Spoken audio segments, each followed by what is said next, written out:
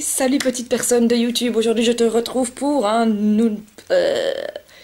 salut petite personne de YouTube, aujourd'hui je te retrouve pour une nouvelle vidéo et cette fois-ci on a parlé du stress.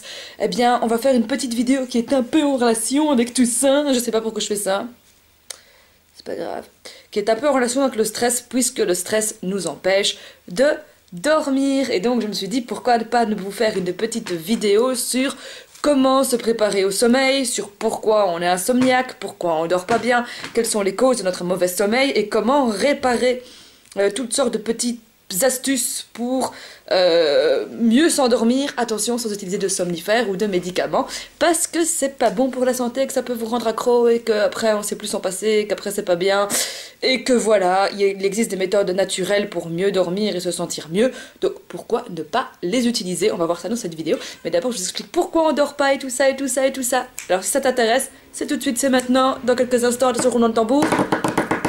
J'ai mis du rouge à lèvres, entre temps faire un peu plus glam parce que pour la tête, on repassera, je te parle de sommeil mais j'ai pas vraiment bien dormi aujourd'hui. C'est ce qui m'a inspiré peut-être cette gentille petite vidéo sur le sommeil. Donc on va commencer tout de suite. Pourquoi on ne dort pas? Qu'est-ce qui fait que parfois on a des difficultés à s'endormir et qu'on tourne dans son lit en disant pitié mais faites que je m'endorme parce que sinon demain je vais être crevée. Et je ne peux pas assurer ma petite journée. Eh bien c'est simple, il y a 4 causes.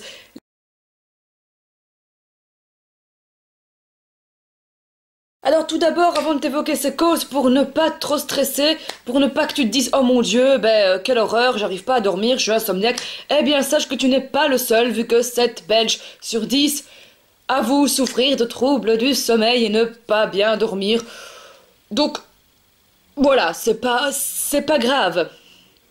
D'accord? Et voilà, justement, on en vient à ces 4 facteurs qui font que 7 Belges sur 7 ne dorment pas bien. Oui, au cas où si tu ne le sais pas, oui, je suis youtubeuse belge. Donc voilà, moi je pars de la Belgique, je sais pas, peut-être en France. Dis-moi un peu combien de Français sur 10 sont insomniaques. En tout cas, moi, voici les causes potentielles de cette insomnie. Et vous allez voir qu'il y en a un qui est très très important. Et qui m'a aussi inspiré cette vidéo. C'est parti. Alors, pourquoi on ne dort pas? Voici ces 4 choses, je te parle depuis le début de la vidéo. En fait, je mets un super suspense, tu vois. Il y a 4 choses. Oh, attends, voilà. Les voici. Les 4 choses. Donc 6% ne dorment pas à cause du fait que l'environnement soit trop bruyant. Il est vrai qu'il y a certaines personnes qui ne supportent pas de dormir quand il y a du bruit. Personnellement, je peux les comprendre. Moi, c'est vrai que j'aime vraiment bien dormir dans un endroit assez silencieux. Et c'est vrai que si j'entends du bruit ou quelque chose comme ça, eh bien, je vais avoir tendance à vouloir aller voir ce qui se passe. Je vais avoir tendance à écouter le bruit. Et forcément, je ne vais pas dormir. Logique. Ensuite, il y a 10% qui mettent en cause une hygiène de vie pas... On va pas dire pas correcte, mais... voilà, une hygiène de vie qui est pas géniale, par exemple, des gens qui mangent tard. Voilà, moi par exemple, je fais partie de personnes qui mangent tard. J'ai pas un sommeil forcément troublé, mais il m'arrive d'avoir des nuits difficiles, un peu comme tout le monde. Mais voilà, c'est vrai que je connais beaucoup de gens qui ont des difficultés à dormir, etc. Et voilà. Le fait de manger tard, forcément vous donnez du travail à votre estomac, donc votre cerveau doit produire, votre corps, doit produire beaucoup d'énergie pour pouvoir vous faire digérer, et du coup, ça vous empêche d'être relax pour pouvoir dormir, ou c'est pareil aussi si on joue aux jeux vidéo, ou trop tard, ou quoi que ce soit, on est encore dans le mood, je suis à fond dedans et tout, et donc du coup notre cerveau ne s'est pas préparé à dormir, et donc quand on va dans son lit, forcément, on ne dort pas.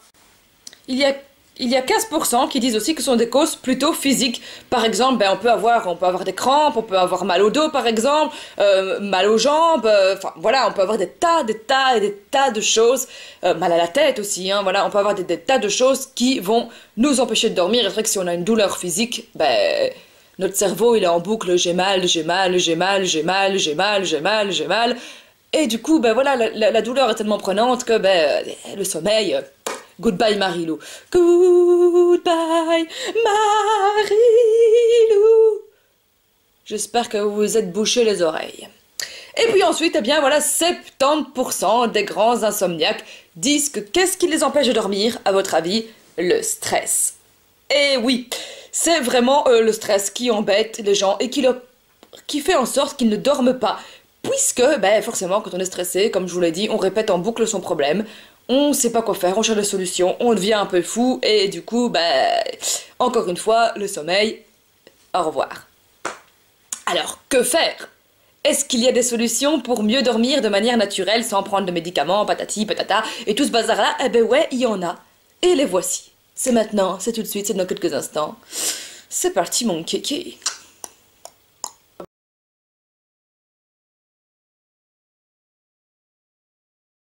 Voilà, alors pourquoi il est important de dormir? Eh bien c'est parce que ça permet de reposer votre cerveau, c'est à ce moment-là que votre cerveau va commencer à travailler un peu au ralenti et c'est ce qui va faire en sorte que vous allez être reposé, frais et dispo.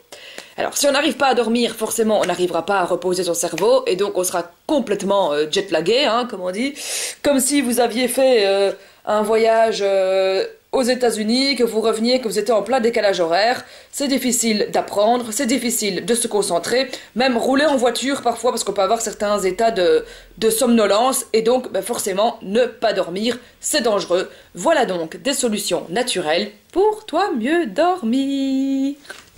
Alors, tout d'abord, eh bien la première des choses à savoir, c'est si tu es un gros ou un petit dormeur. Peut-être que tu ne le sais pas, c'est possible. Et donc, ben, qu'est-ce que tu dois faire pour déterminer si tu es un petit ou un gros dormeur? Eh bien, c'est les jours où tu as congé ou un week-end, si tu ne travailles pas ou quoi que ce soit. C'est bizarre parce que la luminosité, le soleil vient de là et c'est hyper dégueu. Donc, eh bien à ce moment-là, tu vas te coucher quand tu es fatigué. Tu vérifies l'heure, mettons, voilà, tu te dis, voilà, moi je suis fatigué à minuit, je vais aller me coucher à minuit. Tu vas te coucher à minuit, tu t'endors, et si tu te réveilles spontanément à 8 heures, ça veut dire que tu as besoin de 8 heures de sommeil. Si tu te réveilles par exemple à 10 heures, ça veut dire que tu as 10 heures de sommeil.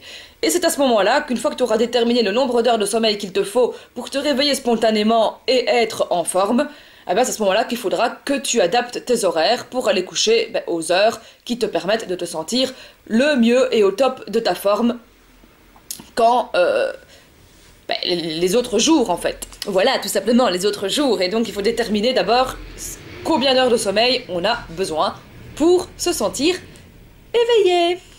La deuxième chose, eh bien, c'est qu'il faut que vous ayez une heure de coucher idéale. Il suffit pas d'avoir dire, voilà, moi j'ai besoin de 8 heures de sommeil. Ça dépend. Par exemple, si vous allez pas aller vous coucher à 17 heures parce que vous n'arriverez pas à dormir, on a tous un peu une heure vers plus ou moins laquelle on va coucher, une heure vers plus ou moins laquelle on est fatigué. Donc comment est-ce qu'on sait en fait cette heure à laquelle on commence un peu à être fatigué? C'est très simple, hein, vous allez voir qu'aux approches de votre heure habituelle de coucher ou celle que vous avez déterminée au fil du temps, eh bien vous allez voir que vous allez commencer à bâiller, à avoir les paupières lourdes, à vous sentir un peu endormi. Eh bien c'est à ce moment-là qu'il faut aller coucher. Surtout, surtout, surtout, ne luttez pas contre le sommeil. Je sais que parfois on a envie de rester, on n'a pas forcément envie d'aller coucher, mais si on lutte contre le sommeil, il faut savoir qu'il faudra après 90 minutes pour que vous soyez de nouveau fatigué et que vous vous puissiez vous endormir correctement, parce que si en n'allant pas coucher, en étant en phase d'endormissement, eh bien vous coupez votre cycle du sommeil et donc là, il faut attendre 90 minutes pour que le cycle se refasse et que de nouveau vous ayez envie d'aller vous coucher. Donc on ne lutte pas contre le sommeil même si on en a envie. Bon oui, sauf exceptionnellement si on est en soirée ou quoi, mais bon, pas tout le temps non plus. La troisième chose, eh bien, c'est que si vous êtes fatigué, que vous n'avez pas assez dormi, parce que par exemple, vous n'avez pas le temps de dormir, vous avez dû faire autre chose, et c'est vrai que parfois, on n'a pas vraiment le temps d'aller se coucher à une heure, à une heure précise, on n'a pas forcément l'envie, on n'a pas forcément les moyens, et donc du coup, eh bien, pourquoi ne pas faire une sieste de environ 30 minutes. Cette sieste, ça peut par exemple se faire au bureau si votre patron est sympa, peut-être qu'il acceptera que vous seriez plus efficient après avoir travaillé. Enfin, moi personnellement, si j'étais patronne, je préférerais voir mon employé dormir plutôt que qu'il s'endorme sur place. Je peux vous garantir que j'ai déjà vu dans certaines entreprises des employés s'endormir comme ça comme ça sur place, et enfin, moi ça me fait doucement rire, voilà, pourquoi ne pas juste poser la tête, dire ben voilà, retrouvez-moi dans 30 minutes, moi je vais me coucher parce que je fais une petite sieste parce que je suis un peu fatiguée. Voilà, mais bon, c'est assez drôle, donc voilà, vous pouvez aussi le faire dans les transports en commun, voilà pourquoi ne pas gratter la demi-heure de train que vous avez pour faire une petite sieste avant de rentrer chez vous ou peut-être reprendre votre voiture à la gare. Moi personnellement, parfois c'est ce que je fais, hein, je fais une petite sieste de 20 minutes dans le train et franchement, bah, ça revigore quand même pas mal. Donc voilà, ne crachez pas sur la sieste, elle peut être très bénéfique. Et enfin, eh bien, adopter aussi une bonne hygiène de vie, c'est-à-dire qu'on ne mange pas trop lourd le soir, on ne boit pas trop d'alcool non plus, parce que ça va vous empêcher de dormir. Une dernière petite chose très très importante, c'est de vraiment réserver la chambre au sommeil. Si vous voyez vraiment que vous n'arrivez pas à dormir, eh bien, c'est une thérapie cognitivo-comportementale. Merci mes cours d'éducation. Oui, merci mes cours de psycho. Voilà, en fait, eh bien, c'est tout simple. Il faut vous déshabituer d'un comportement. Alors, comment ça se passe un peu cette thérapie cognitivo-comportementale? Voilà, soit vous allez voir un spécialiste, mais vous pouvez le faire chez vous. C'est ça qui est très pratique. Qu'est-ce qu'on fait? Eh bien, on associe vraiment la chambre au coucher, c'est-à-dire qu'on oublie le fait de jouer dans son lit avec son smartphone, on oublie le fait de lire avant d'aller se coucher. Pourquoi? Eh bien parce que bien souvent, hein, on a tendance, c'est vrai que c'est très agréable de par exemple lire avant d'aller se coucher, ça apaise, enfin, moi généralement c'est ce que je fais, mais j'ai pas, comme je vous l'ai dit en début de vidéo, j'ai pas forcément de soucis de sommeil, ça m'arrive parfois de ne pas dormir ou d'avoir des problèmes, mais voilà, j'ai relativement un sommeil très acceptable. Mais par exemple, voilà, si vous associez le fait d'aller aussi dans votre lit, que dans le lit, ben, on joue aussi au smartphone, on lit, eh bien on va avoir tendance, dès qu'on va se réveiller, de se dire, bah je suis pas fatigué, je vais me mettre dans mon lit, je vais lire.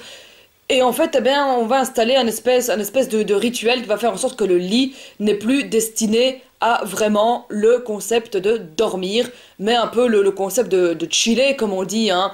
Et donc du coup c'est pas bon du tout parce que ça ne va pas vous donner l'envie de dormir. Alors qu'est-ce qu'il faut faire? Ben, vous pouvez très bien lire dans votre lit et dès que vous sentez que vous partez, hop on éteint la lumière, on pose le livre sur la table de nuit et on dort.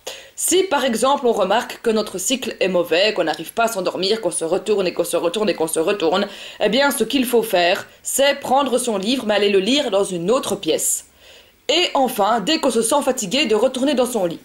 Comme ça, grâce à ce petit mécanisme, entre guillemets, eh bien, vous allez vous rendre compte que vous n'associez plus spécialement le lit au fait de chiller, mais vraiment au fait de dormir. Et le fait de devoir se déplacer pour aller lire, dans votre cerveau, ça va faire, ben, la lecture, c'est pour autre chose, c'est pour m'endormir, mais c'est pas pour lire dans mon lit. Et je connais quelques personnes qui m'ont dit que ça marchait plutôt pas mal, ce genre de système. Maintenant, voilà, il faut le faire. Et bien souvent, c'est vrai qu'on est flemmard et qu'on a très envie de reprendre son lit du côté de la table de nuit. Ça, je ne dis pas le contraire. C'est ce que je fais, moi. Je suis pas fatiguée, j'arrive pas à dormir. J'ai pas envie de prendre mon bouquin et d'aller lire dans le bureau ou quoi que ce soit. Donc voilà, je prends mon bouquin, je le lis dans mon lit et basta. Donc j'espère que ces petits conseils vont vous aider à mieux dormir sans user de somnifères ou de quoi que ce soit. C'est toutes des petites méthodes naturelles assez sympathiques et qui marchent plutôt pas mal, hein. Ou simplement si vous voulez découvrir un peu votre sommeil et votre façon de fonctionner, c'est aussi une vidéo qui pourrait vous intéresser. Alors si t'aimes dormir, si tu ne sais pas dormir, si tes conseils t'ont aidé, eh bien tu peux partager ma vidéo et peut-être je viendrai te voir dans tes rêves. D'ici là, porte-toi bien and have a nice day. Bisous bisous petite personne de YouTube.